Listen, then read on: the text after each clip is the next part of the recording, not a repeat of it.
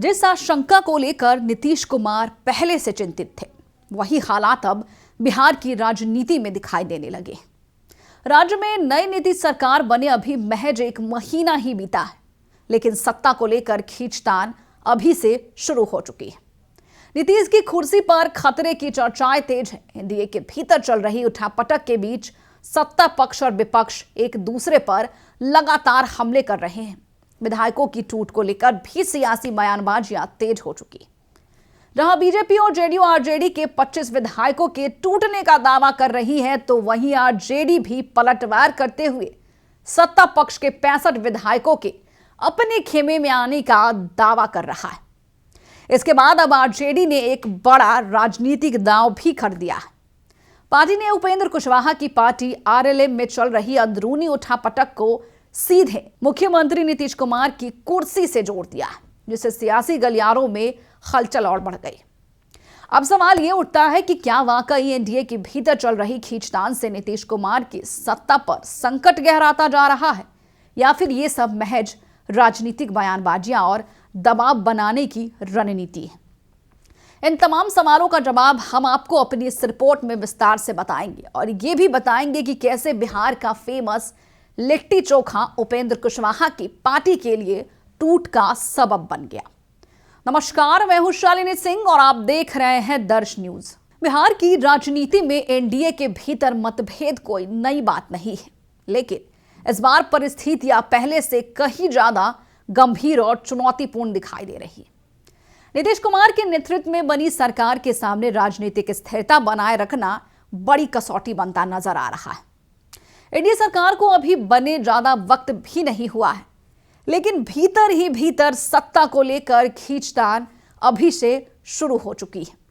सहयोगी दलों में उभरती नाराजगी, विधायकों के पर्दे के पीछे हो रही मुलाकातें, जी हां, पर्दे के पीछे, और वंशवाद को लेकर लग रहे आरोप ये संकेत दे रहे हैं कि एनडीए की एकता जितनी बाहर से मजबूत दिखाई देती है, उतनी ही अंदर से दबाव में है। अब इसी राजनीतिक उथल पुथल के बीच उपेंद्र कुशवाहा की पार्टी राष्ट्रीय लोक मोर्चा में मचा घमासान इस बड़े सत्ता संघर्ष का अहम हिस्सा बन चुका है। देखिए, आरएलएम के 4 में से 3 विधायक का खुलकर विरोध के सुर में सामने आना कोई छोटी राजनीतिक घटना नहीं है, खासतौर पर तब जब इस बगावत की जड़ खुद पार्टी प्रमुख उपेंद्र कुशवाहा का वो फैसला माना जा रहा है, जिसमें उन्होंने तमाम पार्टी के नेताओं को नजरअंदाज कर अपने बेटे दीपक प्रकाश को विधायक ना होते हुए भी राज्य मंत्री बना दिया। उपेंद्र कुशवाहा वही नेता है जिन्होंने अपने लंबी राजनीतिक करियर में वंशवाद के खिलाफ खुलकर आवाज उठाई, लेकिन अब वो वही अपने बेटे को सत्ता के गलियारों में आगे बढ़ाते दिख रहे हैं। अब यही विरोधाभास राष्ट्रीय लोक मोर्चा के भीतर तेजी से असंतोष का कारण बन गया, और कहा जा रहा है कि ये वही दुमुंहे लोग हैं। देखिए, आलोक कुमार सिंह, रामेश्वर महतो और माधव आनंद जैसे विधायक सिर्फ इस वक्त नाराज नहीं हैं, बल्कि उन्होंने सार्वजनिक रूप से यह सवाल भी उठा दिया है कि क्या पार्टी की राजनीति अब सीमित होकर एक ही परिवार के इर्द गिर्द सिमटती जा रही है। जी हां, एक ही परिवार की। वहीं अब इस पूरे घटनाक्रम को एक और भी ज्यादा संवेदनशील बना दिया है उस लिट्टी चोखा डिनर पार्टी ने। जी हां, बिहार का फेमस लिट्टी चोखा, जिसका आयोजन उपेंद्र कुशवाहा की ओर से किया गया था। जानकारी के अनुसार इस कार्यक्रम में पार्टी के 3 विधायक नहीं पहुंचे। बाद में पता चलता है कि इन्हीं तीनों विधायकों की बीजेपी के कार्यकारी अध्यक्ष नितिन नवीन से मुलाकात हुई। इसके बाद 2 विधायकों का दिल्ली पहुंच जाना इस आशंका को और मजबूत कर देता है कि पर्दे के पीछे कुछ बड़ा राजनीतिक पक रहा है। अब मुद्दा सिर्फ ये नहीं है कि ये विधायक बीजेपी में जाएंगे या फिर यहीं रह जाएंगे। असली सवाल ये है कि एनडीए के भीतर आपसी भरोसे की डोर कितनी तेजी से कमजोर पड़ती जा रही है। अब देखिए, बात करें आरजेडी की, तो आरजेडी ने इसी अंदरूनी टूट को नीतीश कुमार की कुर्सी से जोड़ते हुए बड़ा राजनीतिक हमला किया। पार्टी के प्रवक्ता मृत्युंजय तिवारी का इस मामले को लेकर बयान भी सामने आया है, और उन्होंने सीधा इस पूरे मामले को मुख्यमंत्री की कुर्सी तक पहुंचना है ऐसा बयान दे दिया है। और उनका बयान यूं ही नहीं आया है, उन्होंने इस पूरे मामले पर खुलकर अपनी बात रखी। और तिवारी ने आरोप लगाया है कि बिहार में बीजेपी आदरणीय नीतीश कुमार को मुख्यमंत्री पद से हटाने की कोशिश कर रही है, और इसी क्रम में अपने सहयोगी दलों को कमजोर किया जा रहा है। उनका दावा है कि आदरणीय उपेंद्र कुशवाहा की पार्टी को तोड़ने की प्रक्रिया शुरू हो चुकी और 3 विधायकों को अपने पाले में करने की कोशिश साफ तौर पर दिखाई दे रही है और बीजेपी इस पूरे खेल में सक्रिय नजर आ रही है और जल्द ही यह साफ दिखाई देगा कि आदरणीय नीतीश कुमार को कुर्सी से हटाकर भाजपा अपना मुख्यमंत्री बिहार में स्थापित कर देगी। अब इसका प्लान तैयार बताया जा रहा है और पार्टी अपने सभी सहयोगी दलों को कमजोर करके तोड़ने की रणनीति पर काम कर रही है। सीधा सीधा उन्होंने भाजपा पर बड़ा आरोप लगाया है। आरजेडी का कहना है कि भाजपा अपने सहयोगी दलों को तोड़कर और कमजोर करके नीतीश कुमार को किनारे करने की पूरी कोशिश कर ली है, पूरा प्लान बन चुका है। और यहां पर ध्यान देने वाली बात है कि यही भाजपा पहले भी सहयोगियों को इस्तेमाल कर फेंक देने के आरोपों के घेरे में रही। देखिए, महाराष्ट्र से लेकर मध्य प्रदेश और अब बिहार तक भाजपा की राजनीति में इस तरह का पैटर्न लगातार देखा जा रहा है। विपक्ष ही नहीं बल्कि अब उसके अपने सहयोगी भी इस स्थिति को समझने लगे हैं। भाजपा भले ही आरएलएम के संकट को उसके आंतरिक मामलों के रूप में पेश कर रही है, लेकिन हकीकत यह है कि एनडीए की हर हलचल पर भाजपा की छाया साफ दिखाई दे रही है। जिस तरह से विधायकों की मुलाकातें, बयान और विरोध सामने आ रहे हैं, उससे यह सवाल उठना लाजमी है कि क्या यह सब किसी बड़े राजनीतिक खेल का हिस्सा है? क्या कुछ बड़ा पक रहा है? आरएलएम के प्रवक्ता द्वारा यह दावा किया जाना कि तीनों विधायक पार्टी के प्रति समर्पित है, हालात की गंभीरता को कम नहीं करता है। अगर सब कुछ सामान्य होता तो ना तो लिट्टी चोखा पार्टी के दौरान ये नजरअंदाजियां होती और ना ही विधायकों की दिल्ली यात्रा इतनी चर्चा में आती। अगर सब कुछ सामान्य होता तो भोज का बहिष्कार नहीं होता और ना ही दिल्ली की दौड़ जैसी परिस्थितियां बनती। वहीं बगावती सुर छेड़ने वाले माधव आनंद का बयान इस पूरे विवाद का असलियत को उजागर करता है।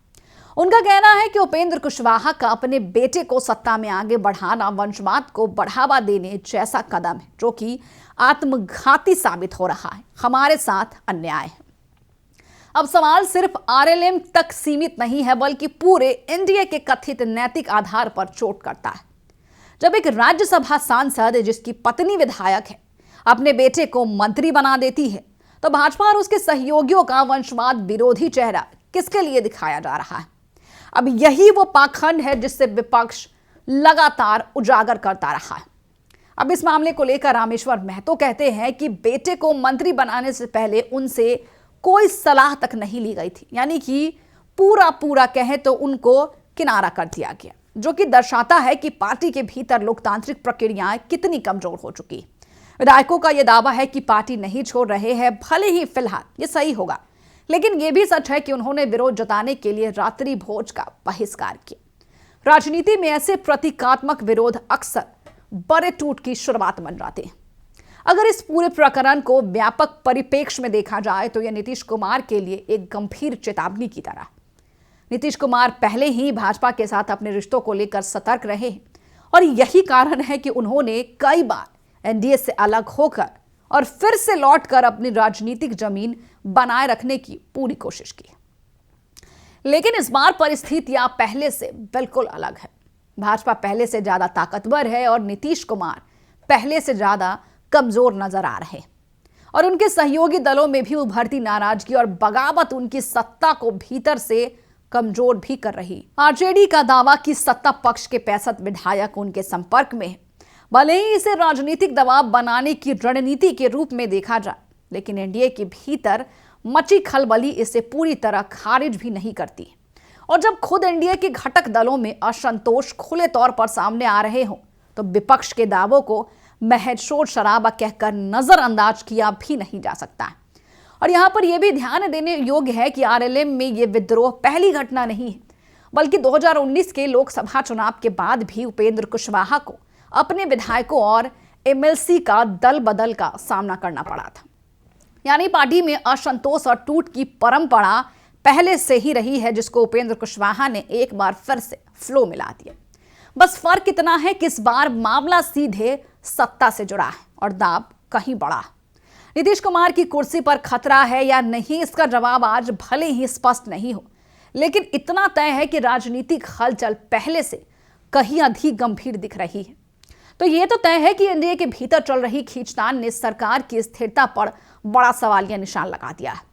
भाजपा जिस तरह से अपने सहयोगियों को कमजोर करती दिख रही है, उससे नीतीश कुमार की चिंता भी बेवजह नहीं लगती है। और अगर हालात ऐसे ही बने रहे तो वो दिन दूर नहीं जब नीतीश खुद को उसी अवस्था में पाएंगे जैसा कभी उन्होंने अपने विरोधियों को देखी थी। अब इस पूरे मामले पर आपकी क्या राय है, हमें कमेंट बॉक्स में लिखकर जरूर बताएं। बने रहे हमारे साथ और देखते रहिए दर्श न्यूज। और अगर अब तक आपने चैनल को सब्सक्राइब नहीं किया है तो बिल्कुल करना ना भूलें।